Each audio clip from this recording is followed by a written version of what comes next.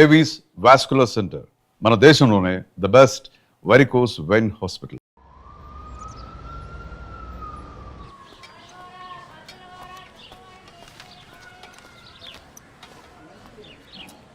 Sir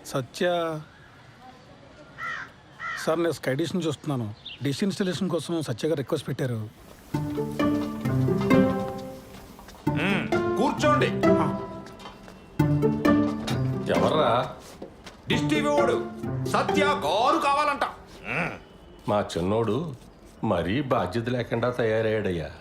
request పెట్టగానే వచ్చేసాడు అన్న. అలా సాగుతుందాడికి. మా ఫ్యామిలీ కష్టాలు మీకు తెలీదు. అసలు మా తమ్ముడు గడు అప్లై చేయగల బ్యాంక్ కూడా ఉద్యోగం ఇచ్చారు. అడగానే పిల్ల పెళ్లి కొప్పేసుకుంది. రిక్వెస్ట్ పెట్టగానే ఎలా ఉంటాడో తెలియపోయి డ్రమ్ మోతట్టుకు నువ్వు వచ్చావు. ఆడి వైభోగం అలా ఉంది. అనయ్య సత్య స్కై డిషా? అవును sir. Please come with me. అనయ్య స్టవ్ పైన సాంబార్ ఉంది, తిప్పుతూ ఉండు కొంచెం. పదండి.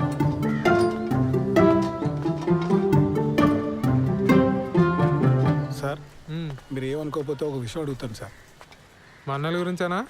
అవును సార్. ఏం చేస్తూ ఉంటారు సార్ వీళ్ళు అసలు? ఇవాళ బుధవారం కదండి. మా పెద్దన్న ఏమో న్యూస్ పేపర్తో కిరీటాలు పడవలు చేసుకుంటున్నాడు, రెండో వాడేమో సైకిల్ టైర్తో ఆడుకుంటున్నాడు. మా నాన్నగారిని చూశారు కదా, చేతులకు నెయిల్ పాలిష్ అది వేసుకుంటూ టైంపాస్ చేస్తుంటారు. ఎక్కడైనా సార్? మరి ఇంట్లో లేడీస్? మా అమ్మగారు చిన్నప్పుడే పోయారు. మా అన్నయ్యలు ఇద్దరికి పెళ్ళిలో లేదు, ఉద్యోగాలు లేవు. నాకు ఉద్యోగం రాగానే పెళ్లి కుదిరింది. విలన్ అయిపోయాను వీళ్ళందరికీ. అంతులేని కథలో జయప్రద టైప్ అండి నేను. స్లీవ్లెస్ జాకెట్లను, ఒంటరి కష్టాలు. మీరు పెళ్లి చేసుకుని ఇక్కడి నుంచి వెళ్ళిపోండి సార్. ఎక్కడో అమ్మాయిని తీసుకొచ్చి అనవసరంగా ఈ మగ హాస్టల్లో పడేకండి సార్. మరీ ఇలా చొరవ తీసుకుని చెప్తున్నాను అనుకోకండి సార్. అందరికీ పెళ్ళిళ్ళు అయినా ఈ జాయింట్ ఫ్యామిలీలో కష్టం. అటువంటిది ఈ బ్యాచులర్ కొంపలో చాలా ఇబ్బంది పడిపోతారు సార్. ఎందుకంటే నేను కూడా జాయింట్ ఫ్యామిలీ జైలు పక్షనే సార్. ఆఖరికి మా ఆవిడకి ఐ లవ్ యూ చెప్పాలన్నా వాట్సాప్ చేయాలి సార్.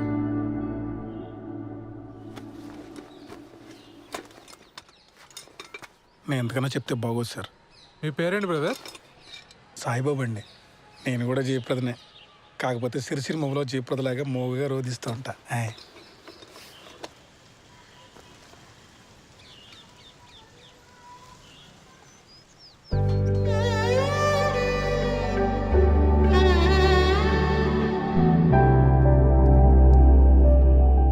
తనే మేడం కిరణ్.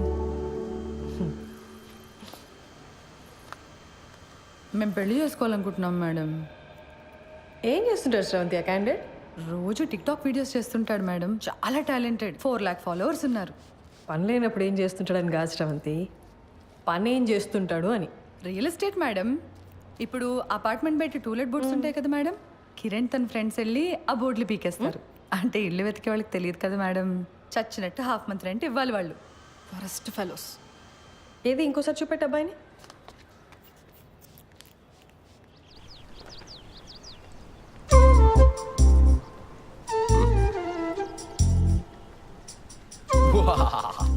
యుద్ధానికి సిద్ధం. ఎలా ఉంది? ఏంటి కిరణ్ ఇది అసహ్యంగా?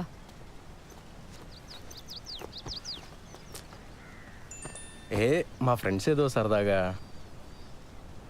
ఇది మన ఫస్ట్ నైట్ రోజు ఇంటి బయట పెడదామని ప్లాన్ చేశారు. నేను నువ్వు చెప్పేశా.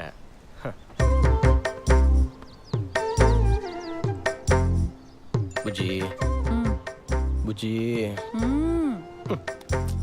కాసేపు ఆ పోస్టర్ గురించి వదిలేసి హనీమూన్కి ఎక్కడికి వెళ్దాం చెప్పు. మాల్దీవ్స్ వెళ్దామా? ఈ మధ్య సినిమా వాళ్ళంతా అక్కడికి వెళ్తున్నారట. యాక్చువల్లీ నీ ఫ్రెండ్స్ని కూడా తీసుకురా, ఫోటోలు దిగి ప్రెస్ వాళ్ళకి ఇద్దాం. లేకపోతే ఏంటి కిరణ్, మా నాన్న ఒప్పుకుంటే ఎక్కడికైనా వెళ్ళొచ్చు, ఒప్పుకోకపోతే హనీమూన్ కాదు కదా, పెళ్లి ఖర్చులు కూడా డబ్బులు లేవు మన దగ్గర. నువ్వు డబ్బుల గురించి ఆలోచించుకో, నేనేదో జుగాడు చేస్తానుగా. బుజ్జి బుజ్జి మీ నాన్న గురించి వదిలేసి మన హనీమూన్ గురించి చెప్పా.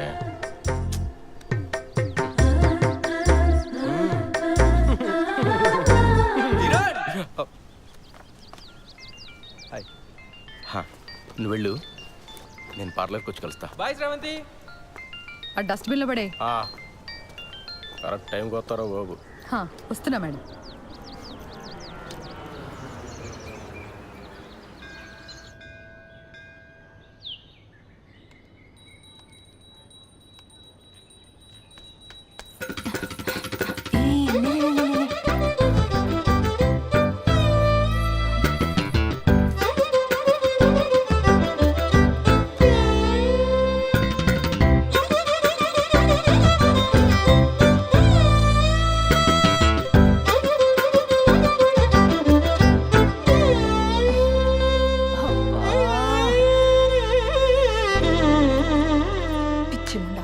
కంగారేంటి నీకు?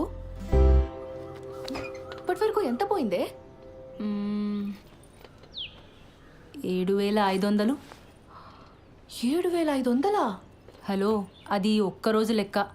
ఈ 7,500తో కలిపి 2,87,500. Round figure 3. దివ్యా, అమ్మా, నేను మీ సేవ వరకు వెళ్తున్నాను. మీరిద్దరూ భోజనం చేసేసేయండి, సరేనా? ఇదిగో అంట్లు కనుక సింక్లో వదిలేస్తే మీ కంప్యూటర్ కిరోసిన్ పోసి తగలబెట్టేస్తా. సరే. మా అమ్మకు అసలు చారు పెట్టడమే రాదు. చెస్. 3 లక్షలు అప్పు పెట్టుకుని ఇంత ధీమాగా ఎలా ఉన్నావే అసలు? ఇప్పుడు నేను తిండి మానేసి ఆ మూల కూర్చొని జుట్టిర పోసుకొని సోకాలు పెడితే మీ నాన్న మా నాన్న వచ్చి డబ్బులు ఇస్తారా? లేదు కదా, మరెందుకే ఏడవడం? ఏదో ఒక రోజు పోలీసులు వచ్చి నిన్ను పట్టుకెళ్ళడం ఖాయం. ఆ తర్వాత న్యూస్ ఛానల్స్ వాళ్ళు వచ్చి నన్ను ఇంటర్వ్యూ తీసుకొని. తమ్ముడు వస్తున్నాడు. అక్క, నీ వెడ్డింగ్ కార్డ్స్ వచ్చాయి.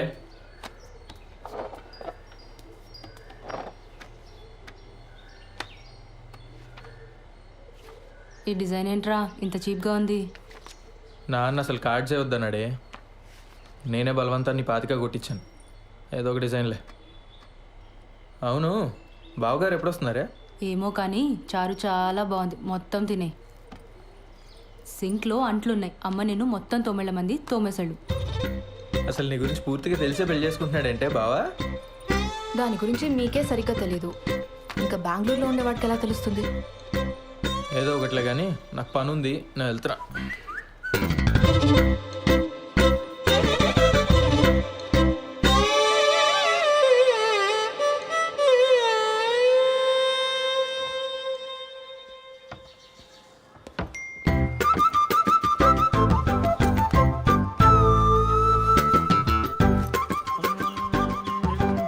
బాలు బాలు బాలు పిలుస్తే అట్నే వస్తుంది. ఆఫీస్లో హాఫ్ డేనా? జయనగర్లో చిన్న పనుండి వచ్చాను సార్. ఓహో, మా పెళ్లి కార్డు వచ్చింది. పెళ్లి కాడా? అప్పుడే పెళ్లి దాకా వచ్చిందా? కార్డు కూడా ప్రింట్ అయింది. మీ పేరెంట్స్ ఉంటే బాగుండేదే. కాఫీ తాగుతారా?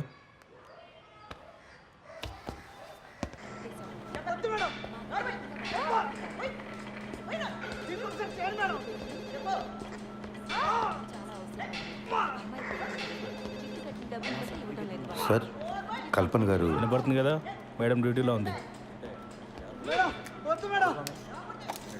శ్రీధర్? అవునండి. మీతో ఫోన్లో మాట్లాడింది నేనే. Hello sir. మేడం బిజీగా ఉంది, బయటికి వెళ్ళి మాట్లాడుకుందాం. ఓకే అండి, పదండి.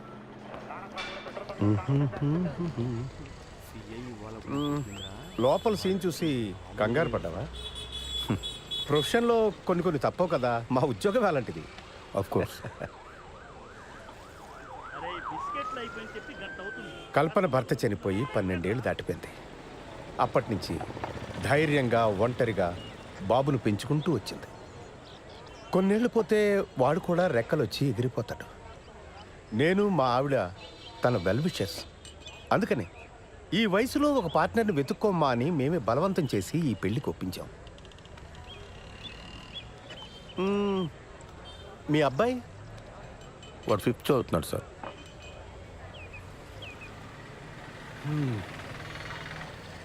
నా కొడుకు 2 ఏళ్ళు ఉన్నప్పుడే నా ఎక్స్-వైఫ్ శ్రీలంక వెళ్ళిపోయింది. She got married again.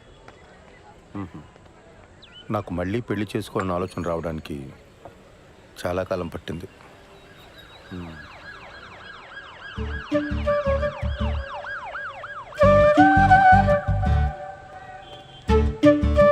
బాబాయ్, కమాన్, కూర్చోండి, మాట్లాడుతూ ఉండండి, వస్తాను.